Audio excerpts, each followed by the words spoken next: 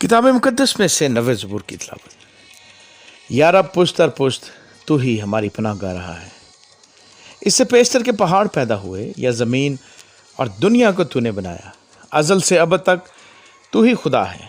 تو انسان کو پھر خاک میں ملا دیتا ہے اور فرماتا ہے بنی آدم لوٹ آؤ، کیونکہ تیری نظر میں 1000 برس ایسے ہیں جیسے کل کا دن جو گزر گیا، اور جیسے رات کا ایک پہر۔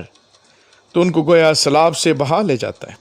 وہ نیند کی ایک جھپکی کی مانند ہے، وہ صبح کو اگنے والی گھاس کی مانند ہے۔ وہ صبح کو لہلہاتی اور بڑھتی ہے، وہ شام کو کٹتی اور سوکھ جاتی ہے۔ کیونکہ ہم تیرے قہر سے فنا ہو گئے اور تیرے غضب سے پریشان ہوئے۔ تو نے ہماری بدکرداری کو اپنے سامنے رکھا اور ہمارے پوشیدہ گناہوں کو اپنے چہرہ کی روشنی میں۔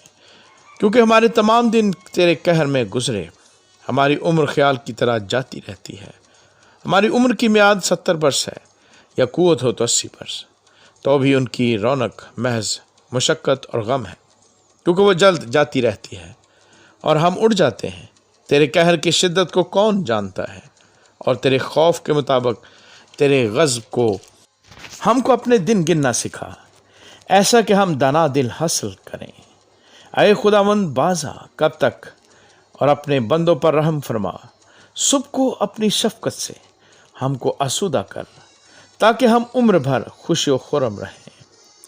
جتنے دن تو نے ہم کو دکھ دیا اور جتنے برس ہم مصیبت میں رہے، اتنی ہی خوشی ہم کو عنایت کر۔ تیرا کام تیرے بندوں پر اور تیرا جلال ان کی اولاد پر ظاہر ہو، اور رب ہمارے خدا کا کرم ہم پر سایہ کرے۔ ہمارے ہاتھوں کے کام کو ہمارے لیے قیام بخش، ہاں ہمارے ہاتھوں کے کام کو قیام بخش۔ آمین۔